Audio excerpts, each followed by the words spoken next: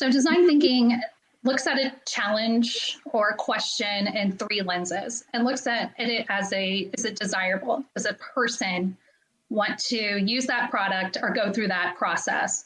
And then is it feasible and is it viable? So can a business actually do that process or build that product?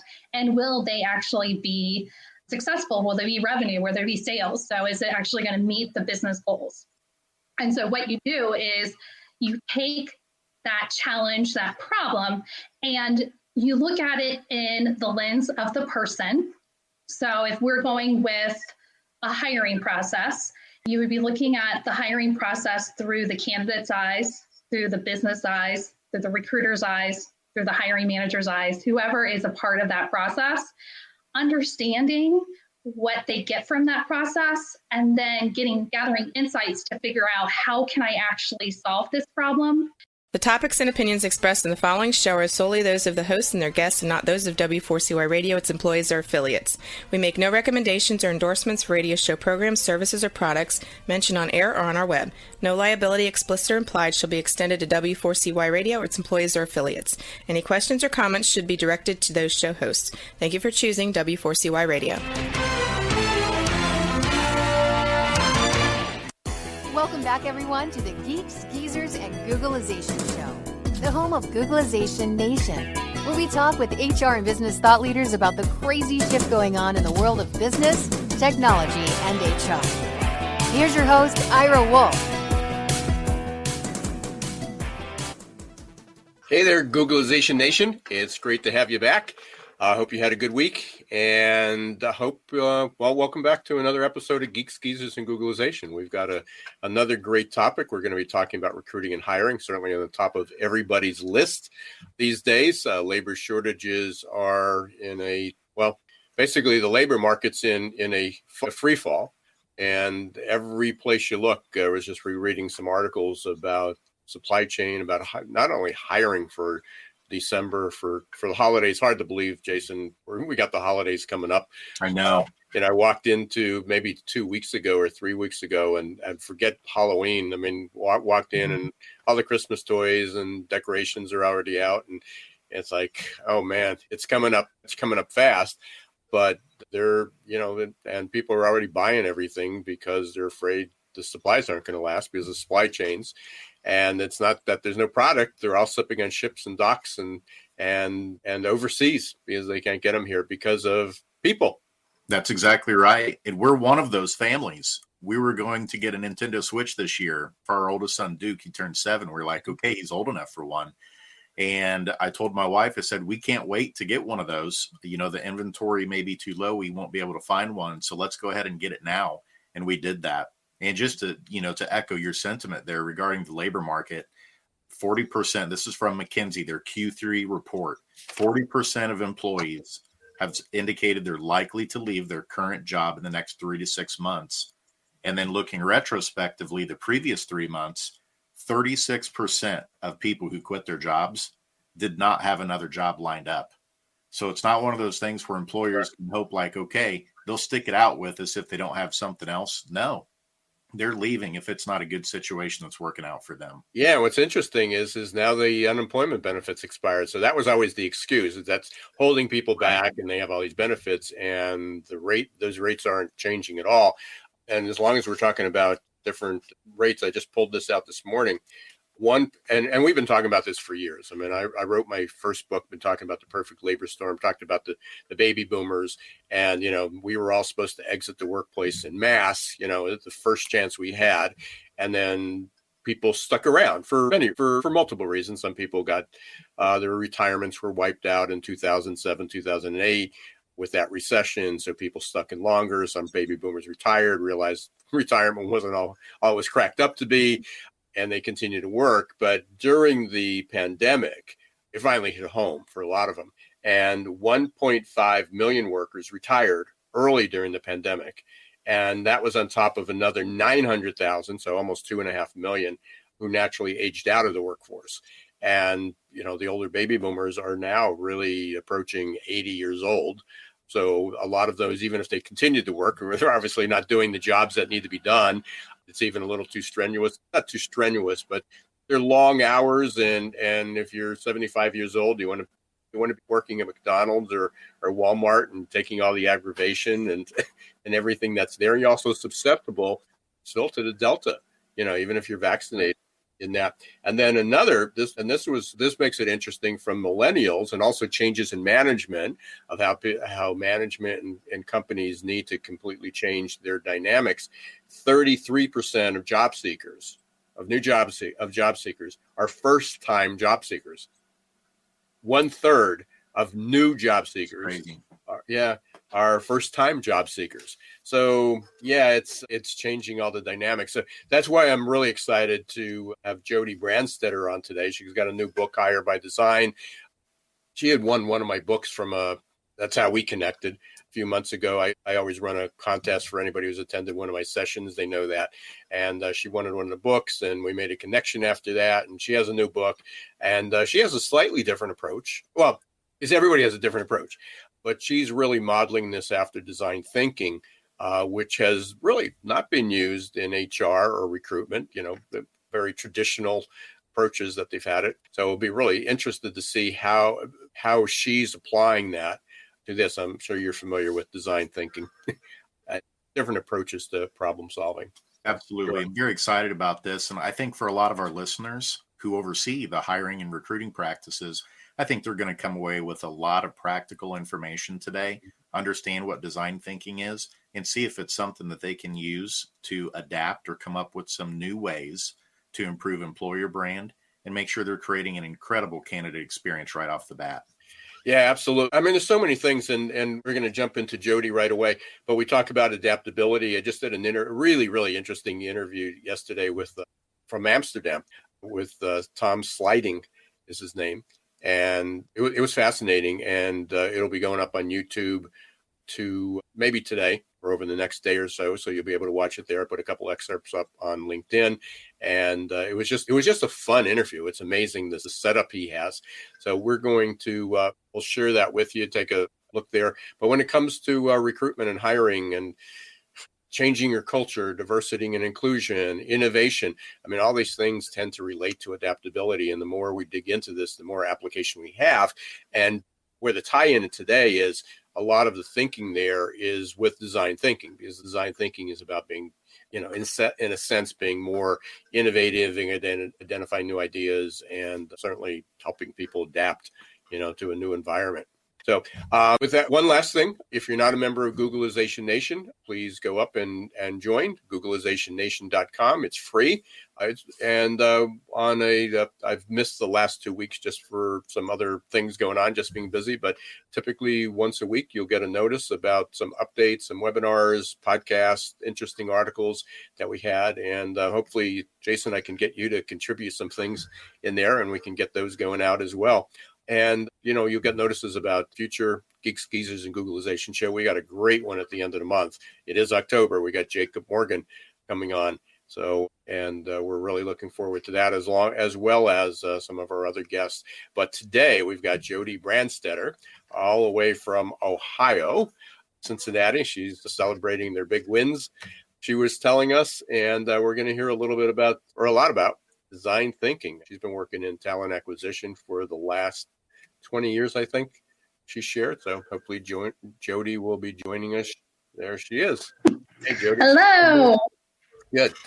So I'll let you give a little bit of background on you. I kind of plugged you, built you up. So, you're standing high on the pedestal.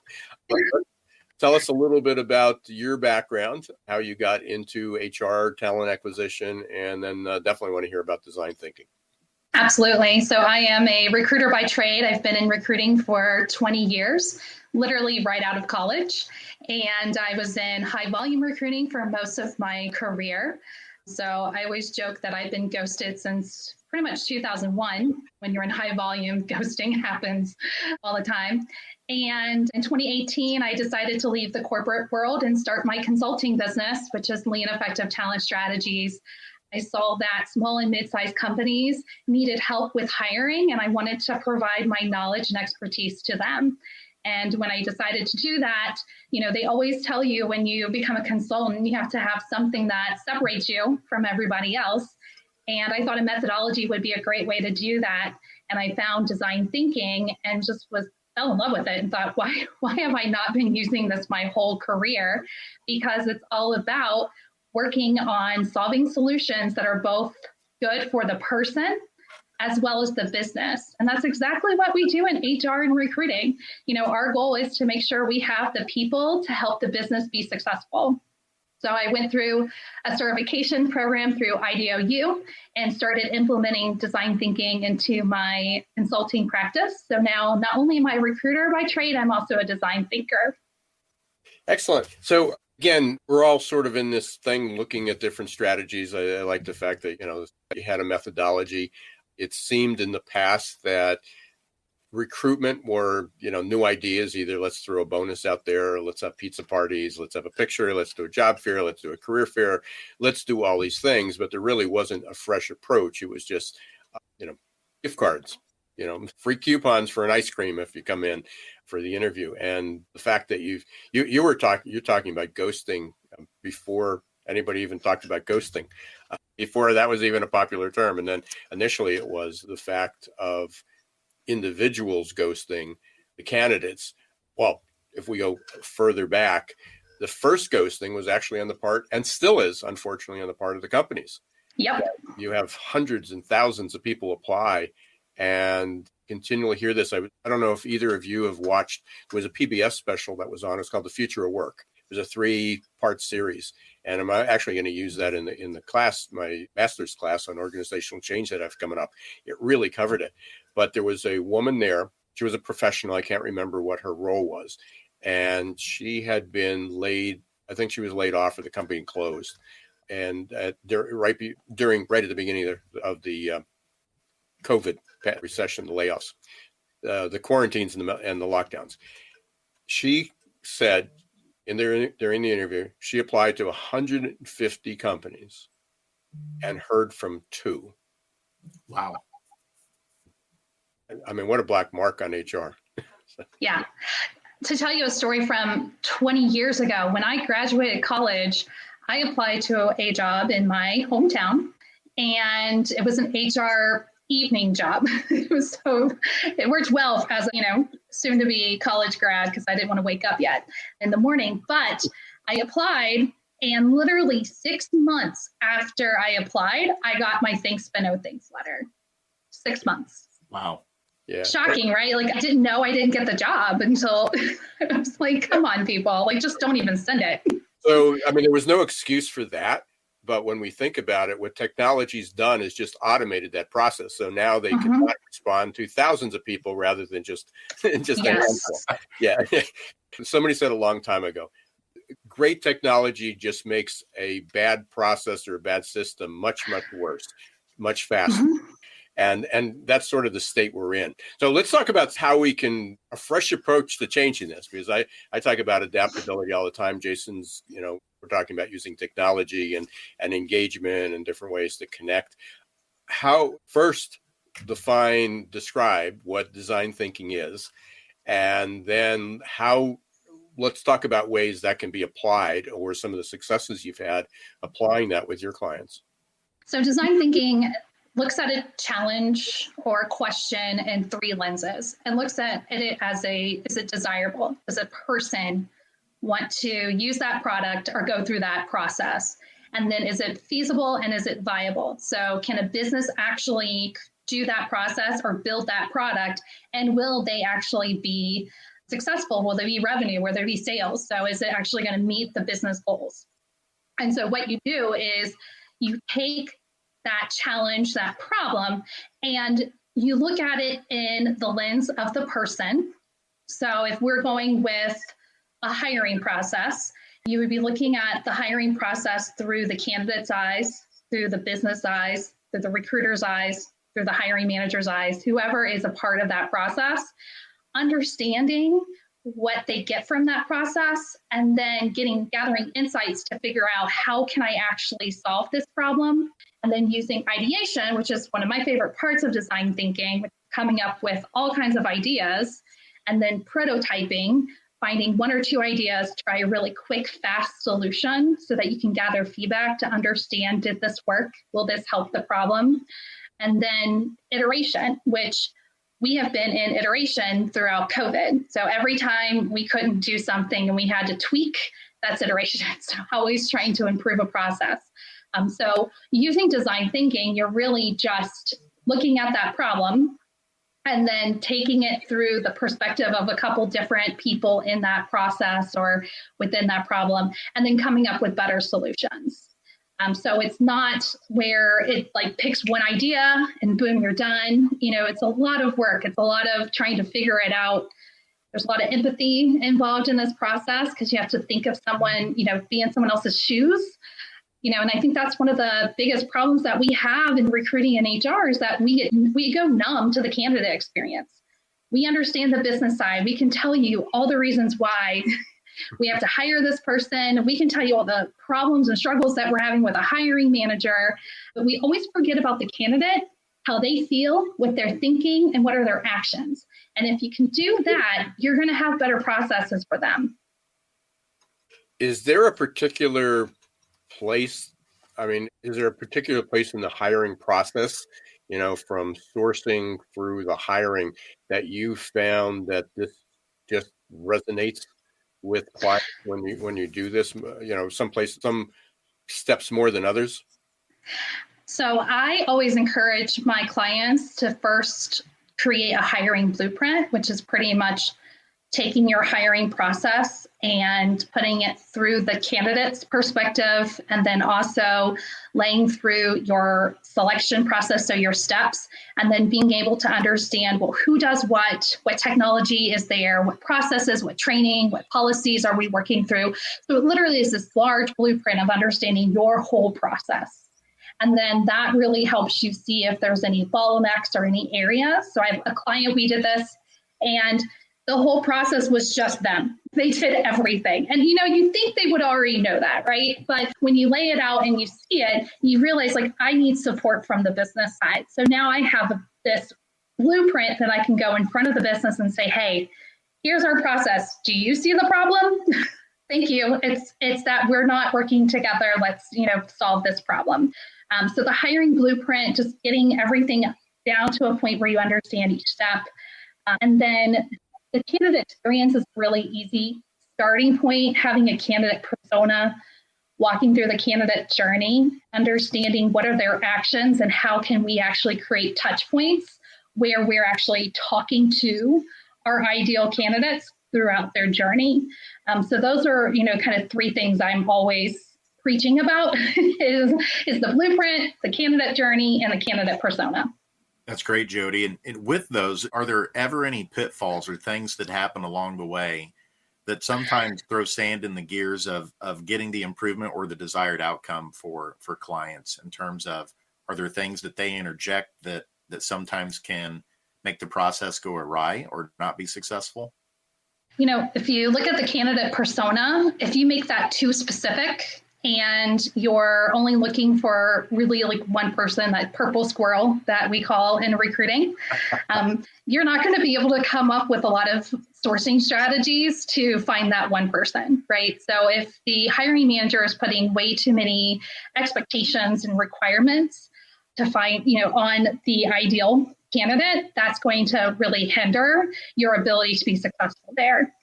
If you're not willing to learn about who your candidate is and be able to do some observation or interview or just discovery, you're never going to have a good journey map or hiring blueprint.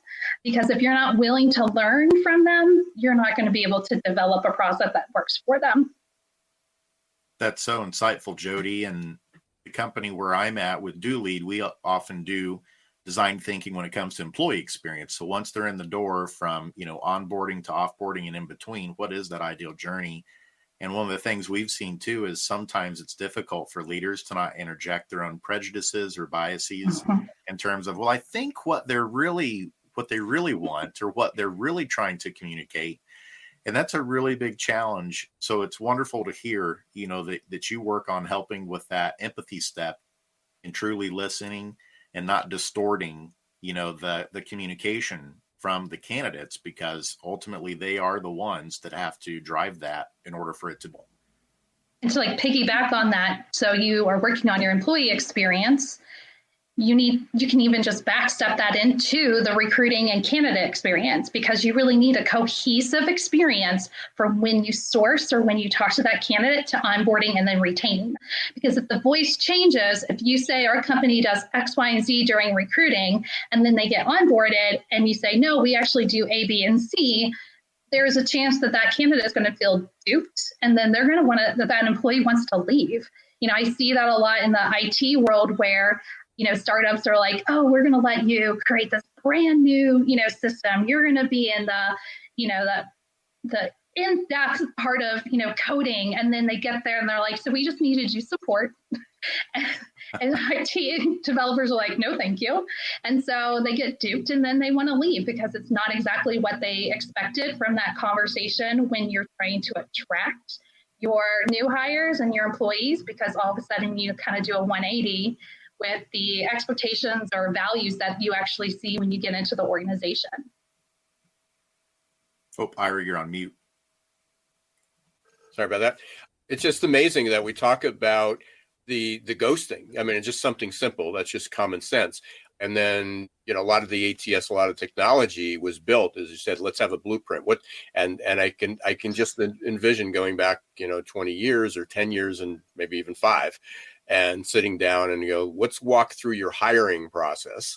And okay, good. Yeah, this will help you do that. This will help you do that. And nobody bothered to say, but what's it like for the candidate? It's like for them to go through the system. This was like an honor that, yeah, sure, they'll want to be able to go through all these frictions and have a million passwords and possibly not ever being heard from. But what an honor just to have that opportunity to go through that step.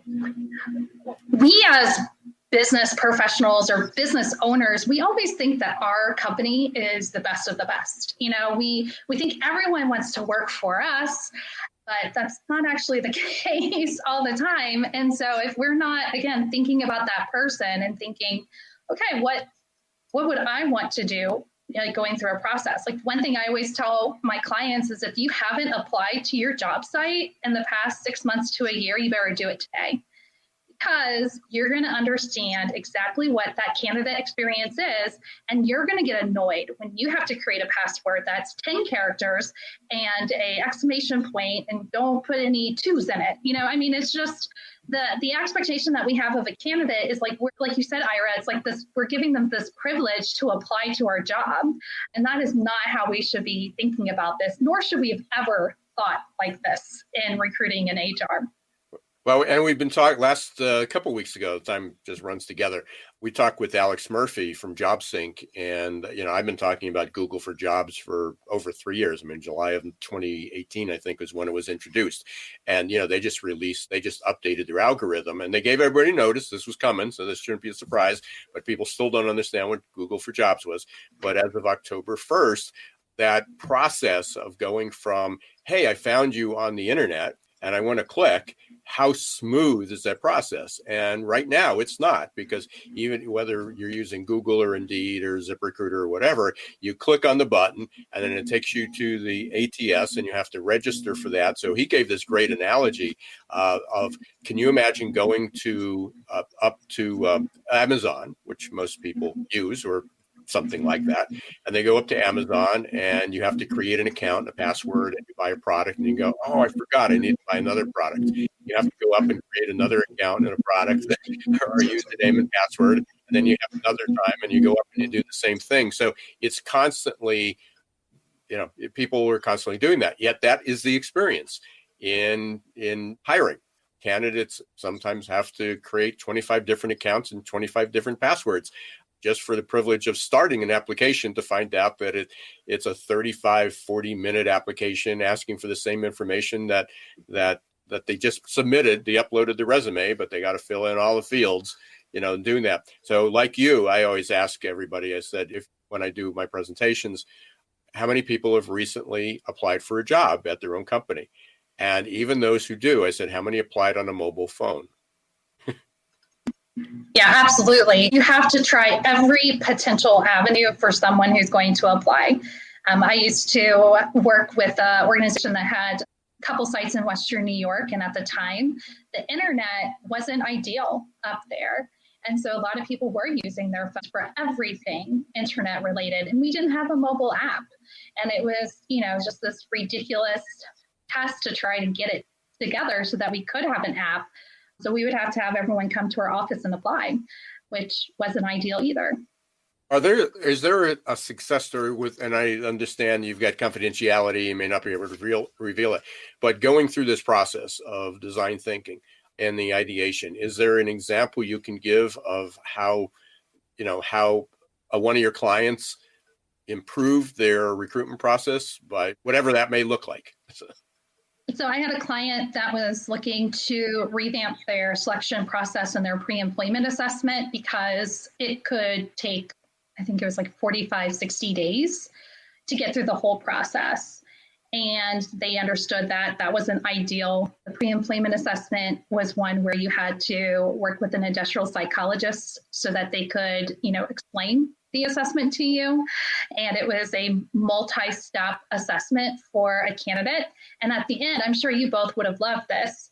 During the final interview, you would get to speak with the industrial psychologist for like 4 hours. How fun is that? I wish I got to go through that process. That's a good leftover from the 1990s, 1980s. I started this business in 96, and that was sort of the competition. It's like, we're working with, an organizational psychologist, and that ruled out anybody using it for an hourly. I mean, these were only for sales or for senior management, and then application. Any type of testing done for hourly people was just not there. So that is a benefit of that. But it was interesting because over time, it's like, so you're telling me that somebody can go online, take this 30-minute assessment, and then we immediately get the results. And it doesn't cost us $5,000 to do that, nor does it take 3 to 4 weeks or more, as you indicated. And I go, yeah. So, it's amazing that it floors me. I haven't run across that recently, that companies were actually still doing that. Not that we wanted to put industrial psychologists out of work, but there are other uses they have. Yeah. They still use the industrial psychologist, but it's after they get hired on and they really understand their employees, which I think is a fantastic opportunity for a company to do. It's just you don't do it up front when the person's not invested in your organization yet. And so we ended up revamping the whole selection process, updating their interview guides, utilizing their core competencies to create those interview guides, ensuring that we weren't using the same question in each interview and that the whole team could see everyone's feedback in a very simplistic way. And then we did implement an assessment that met both their culture and what their expectations were. So this is a venture type company, kind of a startup type company. And so we actually ended up going with Pymetrics because it's that gamified type feel. It has machine learning, AI to it, and it just matched exactly what they were looking for. And so it went from this 60-day process to, they could actually be done in like 12 to 14 days. Now, does that happen for them? Not always, because, everyone's busy. And now then we had to go through the virtual process, right? And then it was like, we still want them to come on site. And so, they're still working through that, but they're also an organization that believes in iteration and believes on constantly improving their process. So that's something that we do. They'll reach out to me and say, hey, we learned this, so we need to tweak that. And so they're constantly doing that, but they have, a really strong process now to make sure that they're getting the right candidates, and then they're getting the right information from the candidates, and then making the best hiring decisions. About how long did that take for them? Because I know a lot of companies are really struggling now. And if you tell them it's like, well, it's going to take 6 to 12 months to get this done, then it's like, well, how do we get bodies, how do we get warm bodies in here today? So how long did that process take? So revamping the selection process really just took a couple weeks for them to then put it into the process. Obviously, deciding to shift over to a pre-employment assessment, that always takes longer than what you hope it would. So I think that ended up taking us about 6 months to implement the actual assessment. And then we actually did the candidate journey blueprinting. And that literally was a workshop where, we kind of did a couple of virtual sessions, and then I went on site and we literally, I used Miro board, Miro. If anyone's interested, it's free and it's amazing. We used that to build the blueprint. And then they were able to then, within a couple of weeks, present it to the executives and say, hey, this is what we need to do as far as any changes. So it can be really fast. I think a lot of people think of design thinking as something that can take months, and it can. I mean, if you're building a brand new product, if you have a lot of red tape you have to go through, yes, it's going to take time. But if you're, just looking at a specific step of the process and you want to tweak it and then try it out, you can do that within a day, just depending on what piece it is. So putting a candidate persona into your process could literally be a 20-minute process for you. So it's all about trying to, figure out where do you have the biggest hurdle, the biggest issue, and then how can we then, learn about the people and then implement some potential steps or changes? Yeah, it's still amazing to me because there's so many organizations that are still looking at education. How many X number of years of experience education. And I've mentioned this, I think, on some other shows. McKinsey came out and they developed these, what they call deltas, which are dimensions of elements of talent. Okay, that's what it was. Going to remember what it stood for. And what they identified, 56 different skills or abilities or traits that companies were looking for. And what they discovered using statistics, that the number one correlation to education was digital literacy, and then data analysis. But, things last week we had Dr. Yoram Solomon talking about trust, inspiring trust and driving change and energy.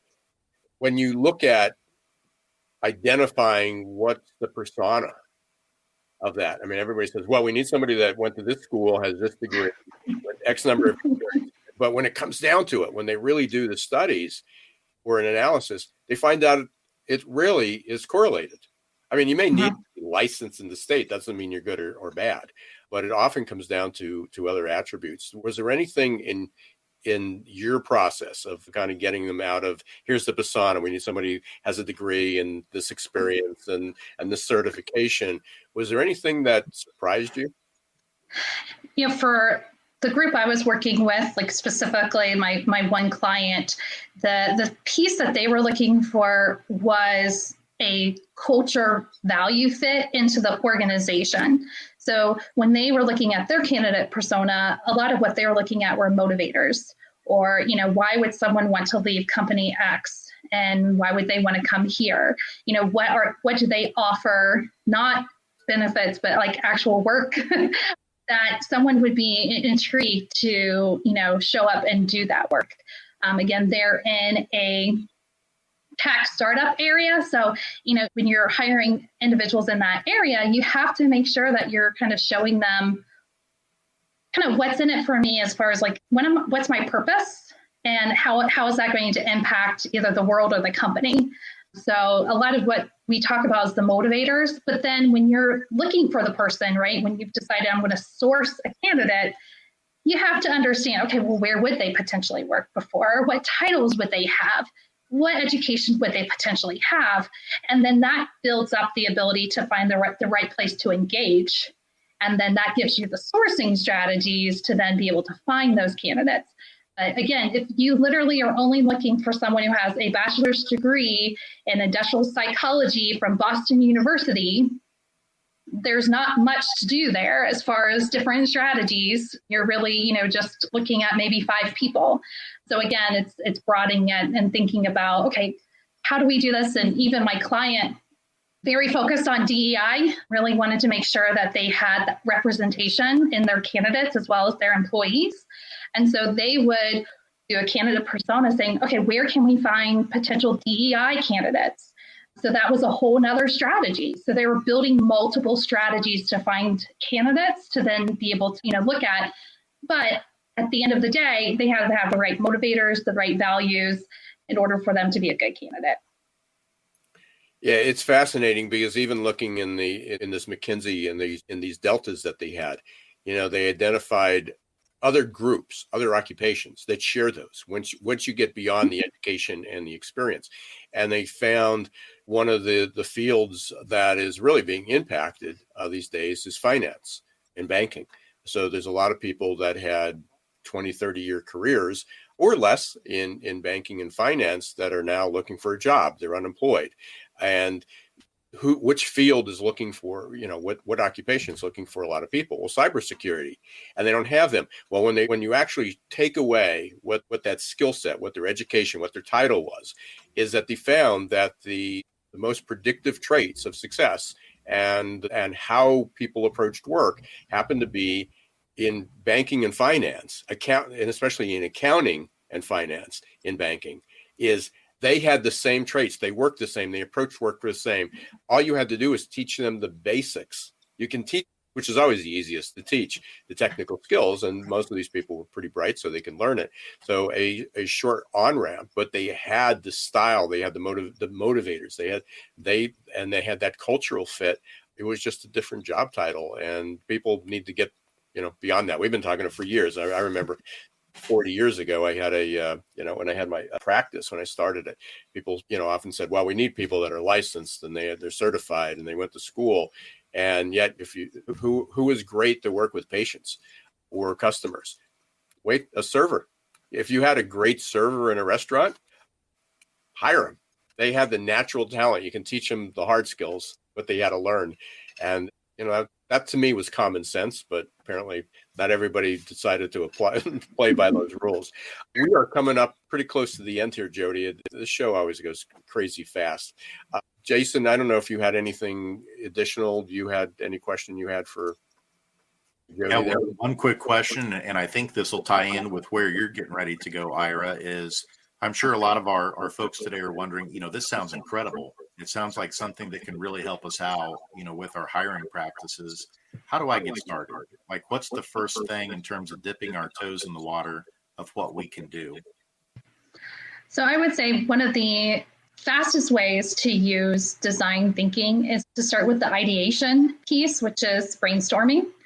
And you can do that by either doing it alone or with a group of people, and literally have a challenge and ask them, what are some ideas? And, give each of maybe 2 minutes to come up with as many ideas as possible. Like, I love using Post-its because each time you get to rip that thing, say 1 idea, 2 ideas, 3 ideas, it's just exciting. But get your group together, come up with ideas on, maybe sourcing strategies or, how can we get in front of a candidate to learn from them, right? And then that will give you the ability to start seeing how a group of people can come up with some amazing ideas. And then you can start actually taking those ideas and maybe looking at implementing them. So brainstorming is really simplistic. And I think the candidate persona for a recruiter, if you do an intake session, you should be able to build a candidate persona from that. Yeah, it's great. Every time you speak, and the same goes for our guests, it always prompts in something. Oh crap, I forgot about that too. It's not only the brainstorming, is learn this from Jeff Hoffman, who was a co-founder of Priceline. And now he's a social philanthropist and just a super nice guy. But I heard him speak. I met him a few years ago, and he talked about info sponging. And info sponging is every morning he gets up and he reads something about an industry that has nothing to do with his business. And, here he was in travel. And that's how he started the business. He was in, I can't remember what it was initially, but he goes, I wonder what airlines and hotels do with their spare rooms. And he used it from a different model of what do people do with excess furniture or excess groceries, and why couldn't we do that with a different one? Bank tellers, bank drive-throughs. We're basically around, and McDonald's said, well, why can't we do that with fast food? Why can't we do that with food? Have a drive-through. And so they adopted it. So one of the things when you talk about, where to spur an idea, generate an idea, is this info sponging and this is pretty simple. Look at another industry. So there's an ideation called smash up, and that is taking something completely different from what you're trying to accomplish and learning from it, and then coming up with solutions. So it could be, for example, you're trying to spice up your conference, your meetings, right? Like, how fun is it to go to a meeting, especially on Zoom? So, you can take that experience of, let's say, a concert. What are things that are exciting about a concert? So that could be, the drawl of the music when the band starts to play. If you're still out getting your beer, you run to get to in front so you can hear that your band playing. So maybe when it's about to start, you play really exciting, high energy music before your meeting, so people are kind of pumped to get there. So taking completely different industries, understanding, like you said, Ira, very similar, but then coming up with, okay, what are some ideas? If we mash up X and Y, what do we get? And you're going to get some really out of the box creative ideas that you could actually implement into your organization. Excellent. Again, I love those. I love the ideas. I love the creativity. I wasn't that familiar with design thinking, other than what I really like about it. There is a people focus to it, which so a lot of these other programs and really good methodologies were really good for the company, or they were one-sided, or they were strictly people focused, and then you ignored how's that going to affect us. People actually have to do the work, but it really is a really nice system because it brings in all the parties that are involved, right from the beginning. So I appreciate that. How can people get a hold of you? I mean, one is your book, and also if they wanted to reach out to you to be able to talk to you about them. Absolutely. So you can always reach me on LinkedIn, Jody with an I, Brandstetter. There's a lot of T's. Just keep adding T's and you'll be good. And you can always find Hire by Design. Here's a copy of it. You can find that on Amazon.com. And in my website there, I actually have jodybrandstetter.com that takes you directly to my site. So would love to talk to anyone who is interested in design thinking or recruiting. I geek out about TA and design thinking. That's the thing I love to geek about. As they say, that's her jam. Yes. So, absolutely. Hey, thanks. It was great meeting you. Really great to have a conversation with you. I'm sure we'll be talking again quite a bit. And good luck with the book. Obviously it's a time for change, and Hire by Design should be a welcome, new entry for a lot of organizations. Jason, Ira, thank you so much for having me. I love the conversation and enjoy meeting both of you. Yeah, likewise. Take care, Jody. Jason, again, another different approach. I won't say a new approach because it's not new, but a different approach. How familiar were you with design thinking before? I've just really become familiar with it in about the last 6 to 8 months. As we've really been thinking more about employee experience and helping leaders and organizations think through that, I've really had to learn more about that and what that process looks like. And I'll tell you, I didn't realize it, but I used to do some of this in my previous life when I was a psychologist and primarily worked in schools. What was fascinating was whenever student behavior was a challenge in school, Ira, I'm sure you'll find this hard to believe, but guess who was at the table discussing student behavior, but who was not at the table discussing student behavior? Students. The students weren't there. All the adults are around the table talking about how we're going to solve, these student behavior challenges, coming up with these wonderful ideas that we came up with in our own heads. But never once were we inviting students to the table to collaborate in, hey, what's up? Like, why is this problem consistently occurring? And so we used a model called collaborative problem solving by Dr. Ross Green. He now has changed the name of it to Creative and Proactive Solutions due to some trademarking and copyright issues. But that was the first time that I got the chance to really step into this idea of making sure that you aren't interjecting your own biases and prejudices, and that you really have the right person. Whatever problem you're trying to solve, make sure you have the right people in the center, and that you genuinely are listening to them and you're not distorting or contorting, what it is that they're sharing. And that you take that information and you have a process that tries to remove the bias out of it and says, okay, how much of this is realistic that we can do? If we do this, do we anticipate that this is going to solve the problem? And so, I had some experience early on. I didn't know that's what it was design thinking, but doing some of that in school. And it's great to see now that we're learning a lot from, in business, marketers that have been doing it for a very long time in terms of trying to understand the buyer's journey. And now we're starting to see it on the recruiting side and hiring side of thinking through candidate experience, and now also employee experience. And hopefully by using these design thinking processes, we're removing those biases and we're getting to a point where we're truly giving people what they want and they need to be successful and have the ideal experience.